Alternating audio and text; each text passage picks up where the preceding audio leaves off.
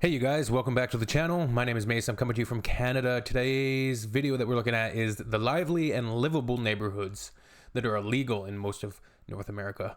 I would guess that the kind of meat of this video will be speaking about the inadequacy of North American infrastructure when it comes to walkability, mixed use areas, having areas that have good public infrastructure and access that don't require constant, people driving in single occupancy vehicles everywhere's, hence why you need enormous parking lots, corporate big box stores, and it lends itself, the North American system, which these videos, like the first couple I saw, it really illuminates and quickly creates a very stark contrast between the public infrastructure and just the city planning that is done in certain European countries and cities as opposed to the North American model, which can be infuriating that it's so entrenched that I don't know if it's even can change. Highways, traffic, big box stores. It's like George Carlin once said, America's just a big fucking shopping mall with a bunch of fat people waddling around buying stuff to fill with, right? Like it's kind of sad, really. But yeah, let's get to the video and hope you all are doing good. Got a little protein shake here. One of the things I really like about Amsterdam is the shops and restaurants that are dotted throughout residential areas in the city. These patios and local shops provide a lot of interesting destinations that are always within a very short walk or bicycle ride. This is different from a high street or main street. I think that creates more spontaneity too, because if you're just walking around or there's places within walking distance, you might be more likely to enter a store like, hey, what's this place? I think I might go in here. Whereas when you're in a vehicle, you're driving, it's usually, I'm going to Walmart because I need to buy things at Walmart. There's the parking lot for Walmart. Whereas if you're walking in a mixed use residential, and there's businesses, and there's all sorts of different places around. This gives you more options, more spontaneity, more fluidity. Where the shops are all along one major street. Cities in the Netherlands, like most countries, have high streets too. But these retail pockets bring an interesting character and liveliness to residential neighborhoods, and are a more quiet and enjoyable environment to sit in or shop in than along a busy main street. Yeah. The vehicle noise is real. In many ways, these pockets of retail and restaurants remind me of the alleyways of Taipei, which were my favorite part of the city, as they provided liveliness while also making what would otherwise be a dark alley into a location that was inviting and interesting. So these pockets of shops and restaurants are in no way unique to the Netherlands, but what is interesting is that they are illegal to build in almost all of the US and Canada. Isn't that wild? They're illegal to build in almost all of the US and Canada. Wild. North American cities follow an approach called Euclidean zoning. If you've ever played SimCity or City Skylines, this will be familiar to you. Euclidean zoning will come up in future videos because it's a big source of problems with North American city design, but I'm not going to go into too much detail of the history here. If you want to learn more, the exceptional urban planning channel City Beautiful. Yeah, I'm interested why it's Euclidean. Euclid, Greek philosopher, I think he's usually called like the father of geometry, but has made some good quality videos about zoning in US cities. I'll put links below. But for our purposes now, here's the quick summary. During the Industrial Revolution, cities were pretty horrible places. yeah, Someone could literally open a steel mill in the middle of a residential neighborhood, and this led to horrible pollution and a terrible living environment. So zoning was introduced to separate incompatible land uses. This was probably the single most significant contribution that urban planners made to public health in the history of the profession, and likely saved millions of lives, which is why almost every country has some kind of zoning ordinances. Unfortunately, some countries took this a step too far and decided that absolutely everything should be separated from that's the difficult part to fathom. Like, why was that? I feel like I possibly have seen this video like a long time ago or a while ago.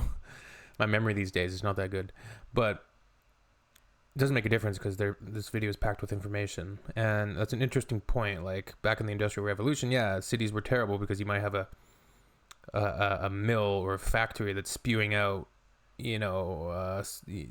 pollution with no real regulations. And then there's people living right beside it. Of course, we wanted to separate things like that. But separating like coffee shops from residential areas, that's why you get those dead zones of suburbia in North America where it's like you can't even walk anywhere. You need a vehicle to get around. And they just look so, a person walking down the street is like somehow out of place, which is wild, right? Absolutely everything else. This means that in most North American cities, if an area is zoned as residential, then literally nothing else can be built in that area. Here's a typical zoning map, this case, of my hometown of London in Canada. It is illegal to open a shop or restaurant anywhere within the yellow shaded area. Now, admittedly, it is important to keep a residential area quiet and comfortable to live in, and that's not always compatible with other uses. In the Netherlands, there are sometimes issues with noise, crowds, garbage, and other problems related to living right next to, or above, a commercial property. But like all things in city planning, there is a balance to be achieved. Modern North American planning takes a very extremist view that there is no value to having shops and restaurants within a residential neighborhood. But North American zoning is extremist in general. For example, if a neighborhood is zoned R1 for single-family homes, then nothing else, not even townhouses or apartments, can exist there. I'll talk about that in more detail in the future, but in the meantime, you can watch this. So it eliminates variety, it eliminates just aesthetically interesting spaces, because everything's going to look the same, just a bunch of boxes. Boxes, little boxes. City Beautiful video, The Case Against Single-Family Zoning. What's interesting to me is that this was not always the case. In our former neighborhood in Toronto, built about 100 years ago, there were several commercial buildings built within the neighborhood. These areas have been grandfathered into the zoning code and are some of the most desirable and expensive neighborhoods in the whole city. But despite their appeal, new neighborhoods will never be built this way again. Beyond the liveliness that these places bring to a neighborhood, the fundamental issue here is walkability. If there's a local shop, grocer, restaurant, or pub in your neighborhood, then you can walk there. But if your residential neighborhood is separated from every other use, then it means you have to drive to do anything you want to do, and so does everyone else. That results in a lot of car traffic because it doesn't matter if you're driving across town or just need to buy a bag of milk. You have to get in your car. And yes, where I'm from, we buy milk in bags, and we like it that way. I remember that, but I don't buy milk in bags. I don't know if we still have bag milk here. I'll have to look into that. And then pour the milk.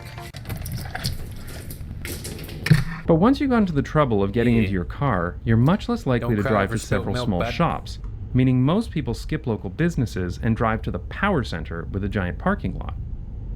Shops in walkable areas are more likely to be run by local entrepreneurs who contribute significantly to the local economy in a way that big box stores do not.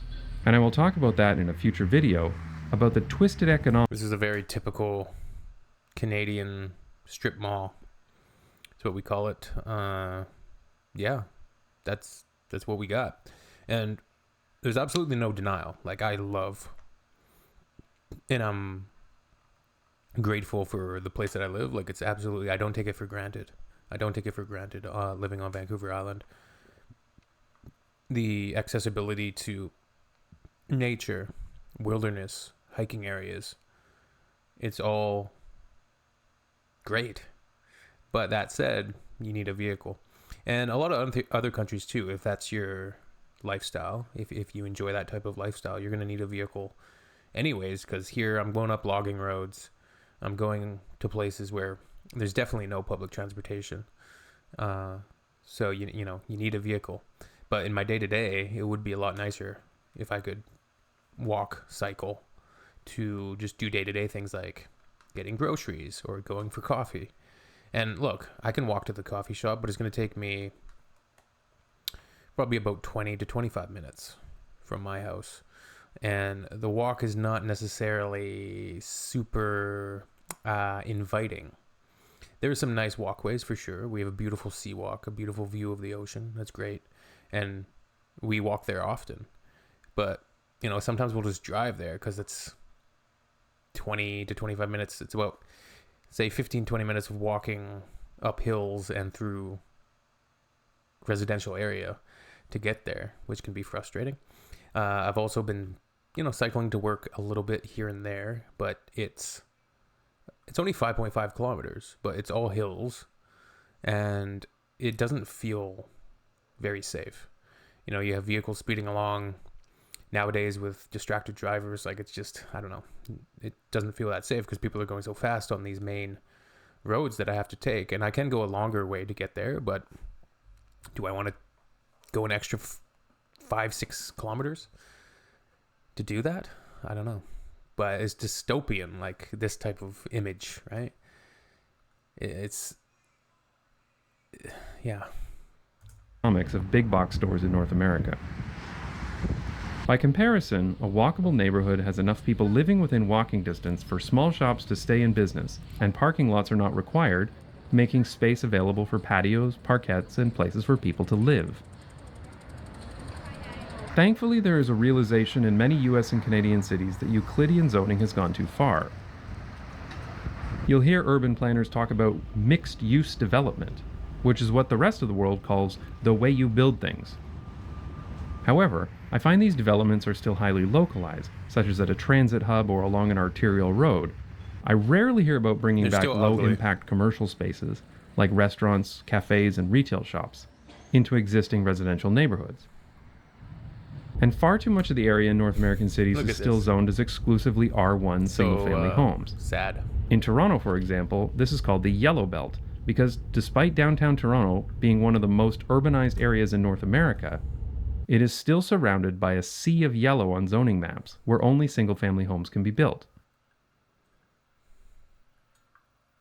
So I'm happy to live again in a place with sane zoning laws that allow beautiful urban environments like this to exist.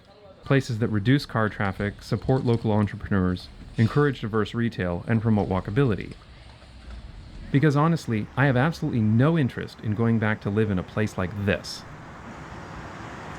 And speaking of supporting small businesses, I've had several people ask if they can contribute to the future of Not Just Bikes. So last week, I set up a Patreon account. If you'd like to support the channel... So it's great. Patreon, it's really, really well-researched and well-presented videos and soothing voice and well-presented information. He makes a lot of good points in this video. And seeing that image of the parking lot mania, the parking lot hell, dystopian corporate big box, look, you got a Costco over here and some other trash stores, a place that I don't want to go to. Like, look at it. It just does not look inviting at all. It looks ugly, brutal. And I don't even care if I've seen this video again. I'm glad that I watched it again. I mean, I've seen this video before. I'm glad that I watched it again. All right, we'll see you on the next one.